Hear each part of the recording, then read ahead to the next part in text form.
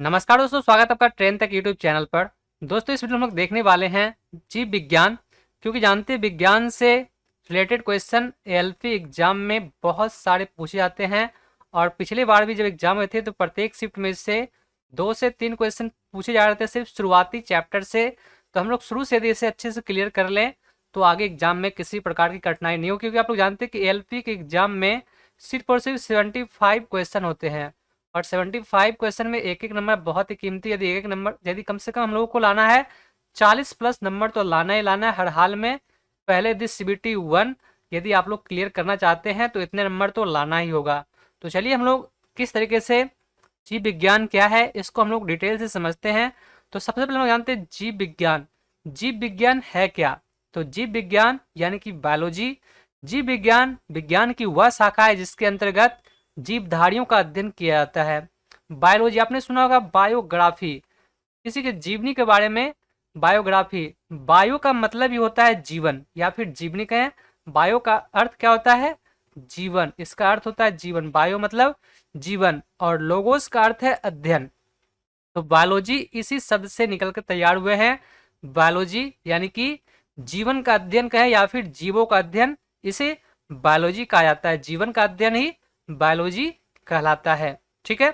जीव विज्ञान शब्द का प्रयोग सर्वप्रथम किया गया था 1801 ईस्वी में। सर्वप्रथम जीव विज्ञान शब्द का प्रयोग किया गया था 1801 ईस्वी में। किसके द्वारा किया गया था? तो ये किया गया था लैमार्क और ट्रेवी रेनस के द्वारा। सर्वप्रथम इसका प्रयोग किया गया था 1801 ईस्वी में। अब हम लोग जान लेते हैं जीव विज्ञान से जुड़ी कुछ प्रमुख शाखाएं। क्योंकि आप लोग जानते हैं कि जो भी कैटेगरीज होते हैं, यदि मान लीजिए कुछ भी है तो सब कुछ अलग होते हैं। जैसे कि कोई प्रधानमंत्री है तो कोई मुख्यमंत्री, सभी को अलग अलग नियुक्त किए जाते हैं कि इस चीज़ में सिर्फ इस चीज़ का अध्ययन हो। जैसे आप लोग कोई भी सब्जेक्ट पढ़ते हैं तो सब्जेक्ट में आप लोग इंग्लिश पढ़ते हैं, इंग्लिश में सिर्फ इंग्लिश आपको देखने को मिलेंगे, हिंदी में सिर्फ हिंदी।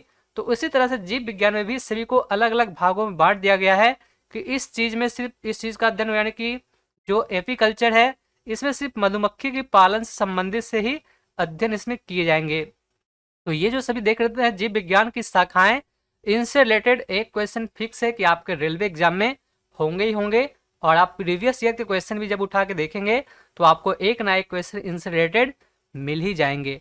तो इसमें कौन सा किस शाखाएं से संबंधित है सब कुछ हम लोग देखने वाले हैं। तो सबसे पहले यहाँ पर देख सकते हैं आप लोग एपी कल्चर। तो एपी कल्चर मधुमक्खी पालन का अध्ययन, इसके अंतर्गत सिर्फ और सिर्फ मधुमक्खी के पालन का अध्ययन किया जाता है। उसके बाद नेक्स्ट आप लोग देख रहे होंगे सेरीकल्चर। सेरीकल्चर रेशम कीट पालन का अध्ययन की रेशम कीट किस तरीके से पालन होता है, किस तरीके से रेशम तैयार किया जाता है, सब कुछ इसके अंतर्गत ही आते हैं, सेरीकल्चर के अंतर्गत। ये क्वेश्चन लगातार एग्जाम पूछे गए। सेरीकल्चर किससे संबंधित? एक सेरीकल्चर और एक यहाँ पर आप लोग देख सकते हैं फ्लोरिकल्चर है। साथ ही साथ सेरीकल्चर, एपीकल्चर, ये क्वेश्चन बहुत बार पूछे गए। सेरीकल्चर और एपीकल्चर ये अक्सर एग्जाम में पूछ लेते हैं। ये दोनों खास करके एग्जाम में ज़्यादा पूछे जाते हैं। नेक्स्ट फिर आप लोग देखते हैं पीसी कल्चर। पीसी कल्चर मत्स्य पालन का अध्ययन, इसके अंतर्गत मछली पालन के बारे में इसमें पढ़ाई होती है। यानी कि पीसी कल्चर मत्स्य पालन का अध्ययन इसके अंतर्गत किया जाता है। नेक्स्ट फिर है माइकोलॉजी।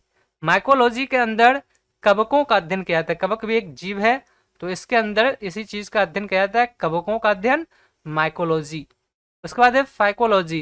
फाइकोलॉजी शैवालों का अध्ययन है। फाइकोलॉजी के अंतर्गत शैवाल का अध्ययन किया जाता है। नेक्स्ट फिर क्या है?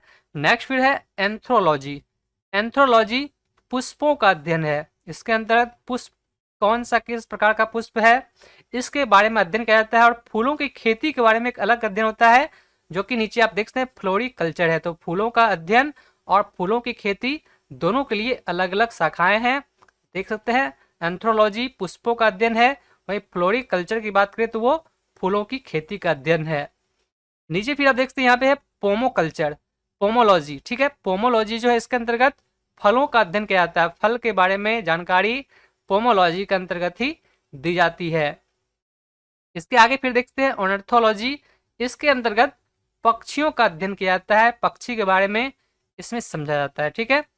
नेक्स्ट फिर आप लोग देख सकते हैं, नेक्स्ट फिर है इथियोलॉजी। इथियोलॉजी इसके अंतर्गत मछलियों का अध्ययन होता है। ऊपर देखते हैं यहाँ पे मछली पालन के बारे में अध्ययन था, यहाँ पे मछलियों का अध्ययन होता है, मछली के प्रजाति के बारे में, किस प्रकार की कौन सी मछलियां हैं, मछली की एक्टिविटी के बारे में सब कुछ इसके अंतर्गत इक्थियोलॉजी के अंतर्गत जाने जाते हैं, इसके अंतर्गत इसकी पढ़ाई की जाती है। आगे फिर यहाँ पे है नेक्स्ट आप लोग देखते हैं एंटोमोलॉजी।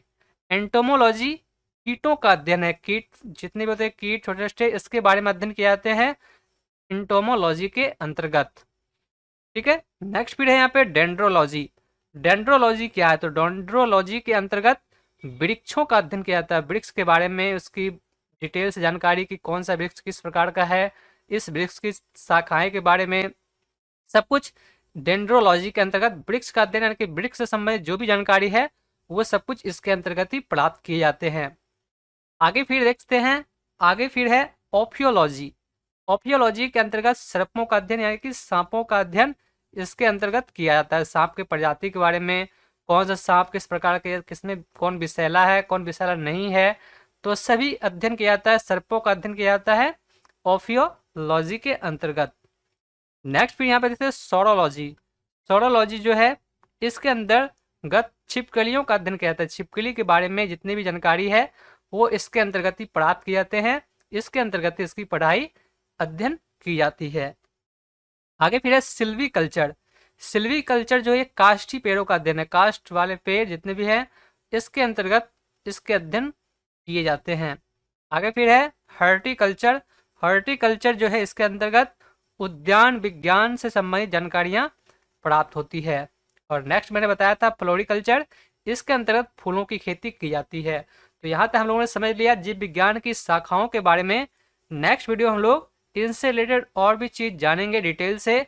जीव विज्ञान यदि हम लोग को अच्छे से क्लियर हो जाए तो 5 से 10 नंबर तो फिक्स है एएलपी में आसानी से आ जाएंगे, क्योंकि 5 से 10 क्वेश्चन जीव विज्ञान यानी कि बायोलॉजी से रिलेटेड ही होते हैं और एक एक नंबर हम लोगों के लिए बहुत ही कीमती। यदि अभी से हम लोग शुरुआत करते चलें तो आसानी से इतने नंबर हम लोग प्राप्त कर सकते हैं। बस आप लोगों से रिक्वेस्ट है, ये जो लिस्ट आप लोग यहाँ पे देख रहे हैं जीव विज्ञान की शाखाओं से संबंधित, इसे आप लोग अच्छे से याद कर लें, क्योंकि इनसे 100% गारंटी है कि इनसे एक क्वेश्चन होंगे ही होंगे और ये फिक्स है, आप प्रीवियस ईयर के क्वेश्चन उठा के देख सकते हैं। तो इस वीडियो को बस यहीं पे समाप्त करते हैं। वीडियो आपको अच्छी लगे हो तो लाइक जरूर करें और इसे अपने दोस्तों के साथ शेयर जरूर करें, ताकि और सभी लोग धीरे धीरे इस चैनल से जुड़ सके, क्योंकि ये channel special for railway assistant, loco pilot और टेक्नीशियन के लिए ही बनाया गया है। तो जितने भी लोग ड्राइवर बनना चाहते हैं सभी लोग यदि एक जगह आ जाए तो बहुत अच्छा होगा, सब लोग मिलजुल कर आसानी से हम लोग तैयारी कर सकते हैं। तो इस वीडियो में बस इतना ही, मैं मिलता हूं आपसे एक और नए वीडियो के साथ। तब तक के लिए धन्यवाद, आपका दिन शुभ हो।